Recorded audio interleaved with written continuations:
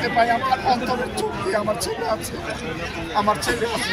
তাই আপনাদের মাধ্যমে দেশবাসীর কাছে আমরা রায়টা তো যাতে শুনতে পারি, চোখে তার দেখতে পারবো না, যাতে রায়টা ঘোষণা আসে যে যারা এই খুনি হাসিনা এবং এই যে যারা যারা বড় বড় পদে হুকুম দিচ্ছে তাদেরকে যাতে বের করে আনে এবং রাষ্ট্রীয়ভাবে তাদেরকে আন্তর্জাতিক ট্রাইব্যুনালে যাতে তাদেরকে বিচারে কাঠগড়া থাকবে।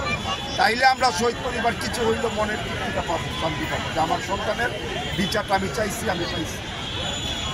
আজকের এই বিজয় দিবস আপনার শেষ প্রত্যাশা?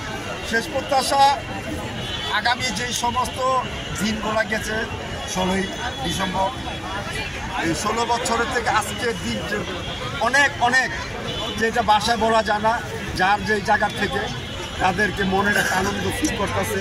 মা বোনেরা সবাই ছুটে আসছে, আমিও আসছি, কিন্তু ভিতরে তো কষ্ট থাকবে আমার সন্তান।